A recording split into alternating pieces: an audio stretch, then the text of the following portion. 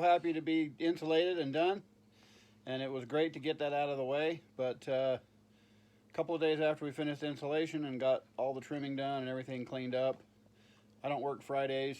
Rhonda headed off to work, and when she came home, what did you find? The whole floor was pulled up, and it came up in splinters.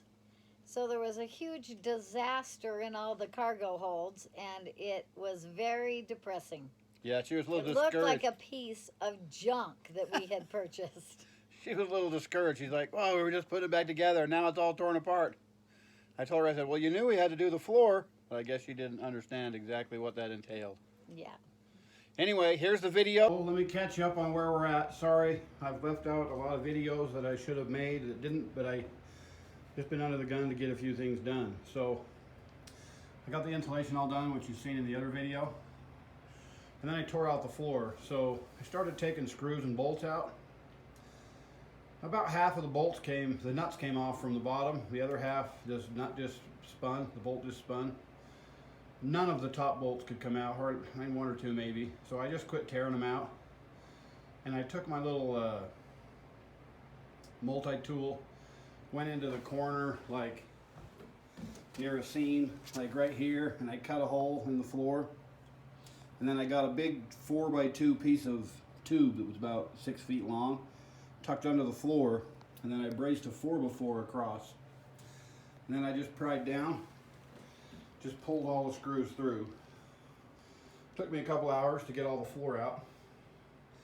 Then I went around with a grinder and I cut all the bolts, the screws, and everything off. Since then, I've been around with the coarse wire brush and brushed all of it. And then this part back here, you can see I've actually got in and hand wire brushed everything and cleaned it up and put on my rust conversion and then a coat of black paint. So anyway, that's where we're at with that. So now I'm just going to start from I'm going to keep painting, cleaning up, vacuuming, and painting, and moving my way forward. But I'm also, as the paint's drying and get bored with doing one thing, I'm going to start putting in my insulation and working the floor from the back of the bus to the front of the bus. I have a few things to do. I'm actually using this chase as my duct. There will be a divider down the middle of 1/2-inch foam insulation, and half of it will be the return, half of it will be the supply. And then I'll come out of that channel through the hole and put my ducting in for my electric, heat, and air conditioning. It will also have fans that will blow my hydronic heat through it. So as I work my way forward, I'll have to be insulating, putting those ducts in. A few areas like this, the structural metal is in great shape. The little pieces of metal that they threw on there, I've got a hole there, I got a small hole over there, and I've got a couple of holes right there, right there. So as I go, what I've decided I'm going to do is, rather than get underneath and tear that out, I'm actually going to put some plastic that I had left over from my water tanks. I'm going to put that in the ones with the holes, or the ones that feel like they're not sturdy, to kind of seal it off. Then I'll put a bead of sealant around the edges. Then I can put my insulation in. That'll keep water from coming up from the bottom, keep mice from getting in. So that's what I'm going to do. I'm going to work my way forward, putting the ducts in, putting the insulation in, and putting the sheeting down. So I went ahead and took out, you can see I left these in right here, but I took out the rest of them because it gives me more width for my ducting, make sure I have enough airflow. I left this back one in because it'll be divided off. Half of it will be the supply. The other half will just count on the chase as being its duct. And this is going to be a heat air return, comes up through the floor and then out the back of the bed. So that'll be one of my major returns right there. So I just left that in. But the rest of the way, I'm taking that out. And anyway, I've got some ducts inside. I'll show you in a minute when I go in there. But for now, I'm going to finish scraping, wire brushing, painting, and installing insulation and flooring as I work my way forward. Chat with you next time. Back at it.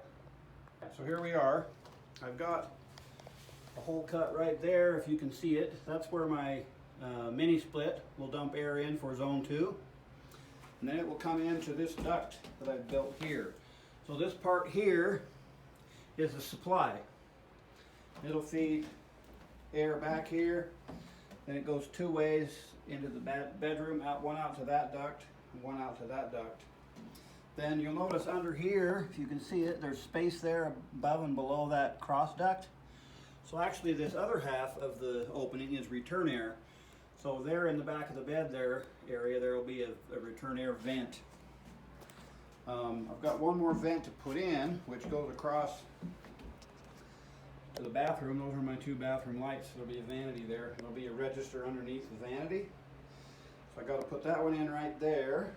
And then the other return airs will pick up on down the line. This whole channel will be open the length of the bus for return air, both for front and rear zone. I'm not going to separate them.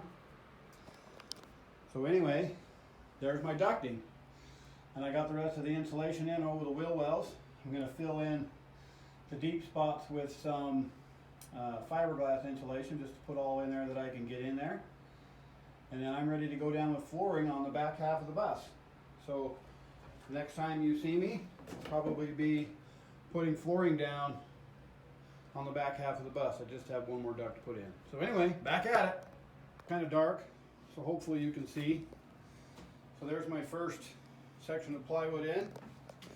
So I'm putting this 1/4-inch plywood, which I've sealed on the bottom, putting it down first, gluing it to the steel and everything. And then I'm putting, if you can see that white line there, that's my Ceratex on top of that. And then my 19/32 plywood. I'm going to put some biscuits in the edge right there, just because I'm not seaming over a member.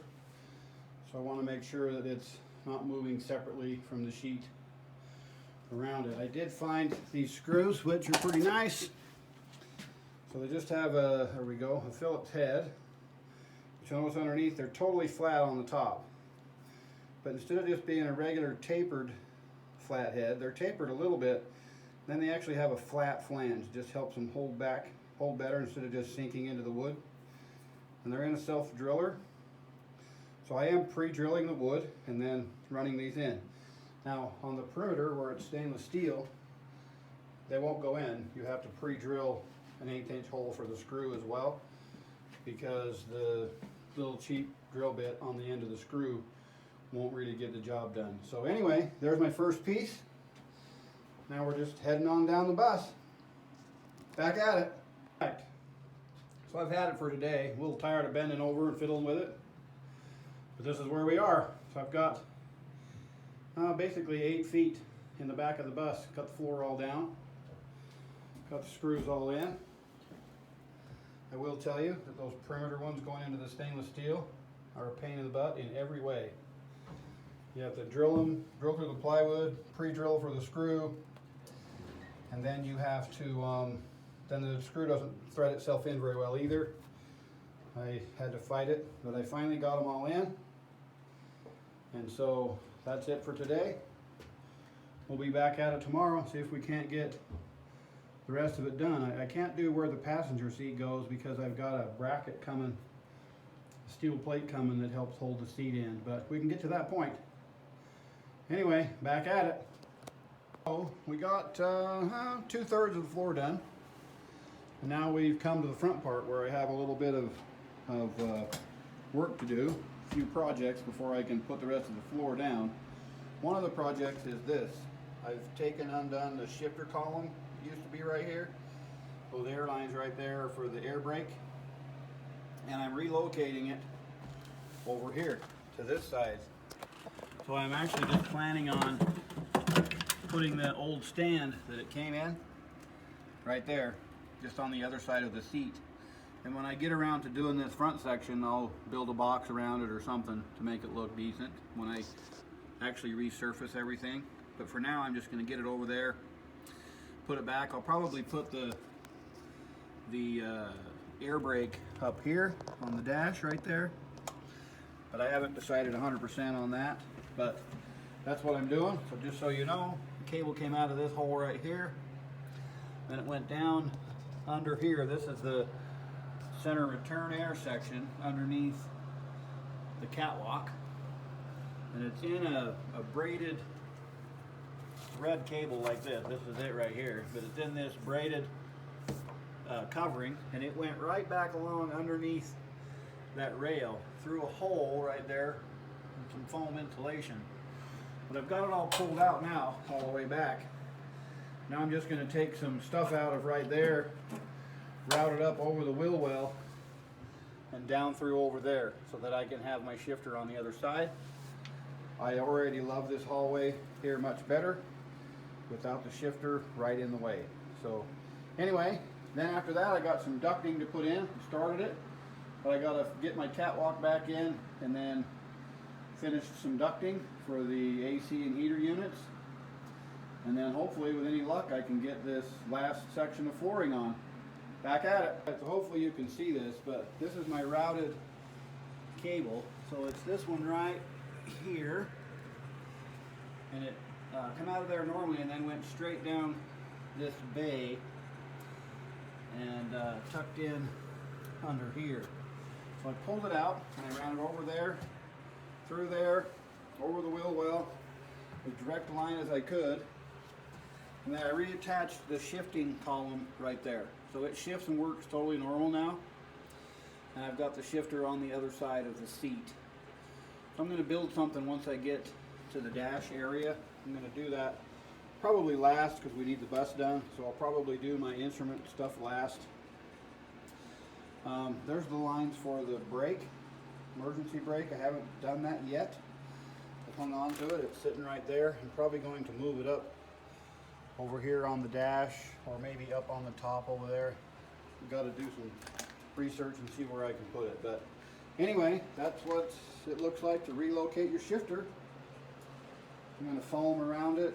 I've made sure that it's not rubbing hard on any of the places that it passes through metal holes. I'll foam it in so it doesn't move. And then this bay will be ready to insulate right there. I got it all my rust conversion on and a coat of black paint. So that side's ready. Now I'm moving over to this side. I don't have a lot to do on this side.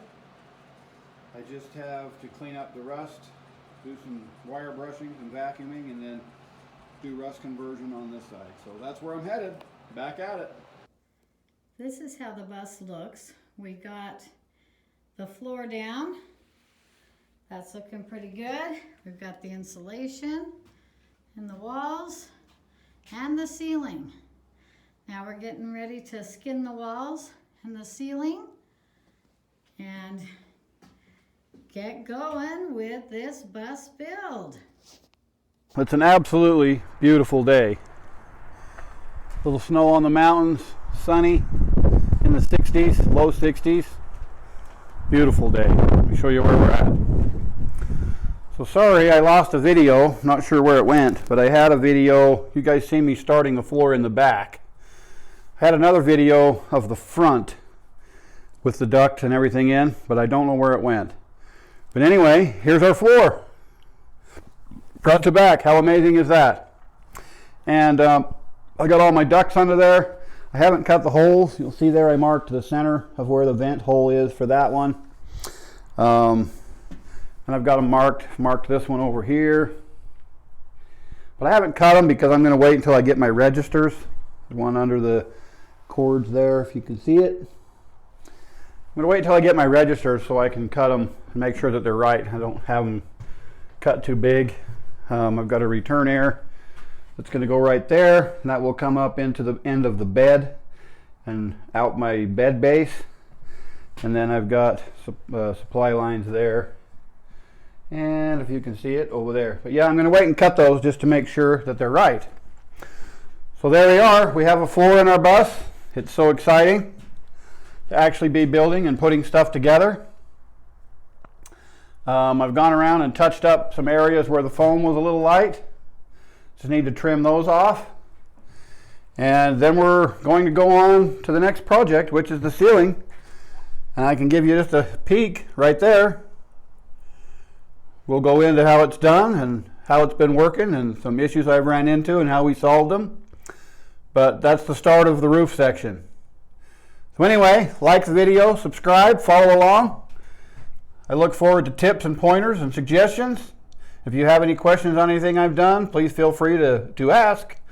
Till next time, back at it. So like I said in the last video, our floor's in. Loving it. So now that the floor's done, we're on to our next project. So I'll tell you where we're at and what we're doing. So I'm not a fan of slats, like most people are doing on their round roof, which I understand why they do it. It's easier. But I'm more of a modern person, less of a country person, and slats kind of scream country to me. So anyway, my initial plan was I was going to put this Lawan on the ceiling, which is only 1/8 of an inch thick, and this is just up there with like 6 screws. That's why you'll notice it's not flat and nice. But anyway, I'm going to put one layer of Lawan on, then I'm going to put my Ceratex on top of it, and then down the center I've got some wood grain plywood that I've purchased that I'm going to just finish clear, natural, and put down the center 4 feet. And I've saved all of my metal radius pieces that came off of the bus. I'm actually going to reinstall them, which will get me back over to the 4 feet area of the center panel. Not quite, I'll have to put a molding down. But that's what I'm going to do. I'm going to paint those a color and put those on. So I bought this material a long time ago because I thought I would get the floor and everything done faster than I did.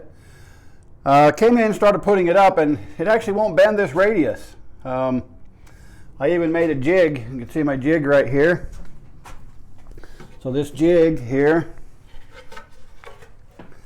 has a groove right here for the plywood to go in, so I can put it up under there. Then this radius matches the ceiling. Then I can take my jack right there, put it under the foot right there, and jack it up and push it nice and neatly up. The problem is about 2/3 of the way there, it snaps. Tried it twice, same result. So let me show you how I did this and how it worked. Anyway, the rest of that ceiling's for the next video. So we'll get back with you and we'll get that one sent in. Go ahead and like and share and subscribe, and we'll catch you on the next one.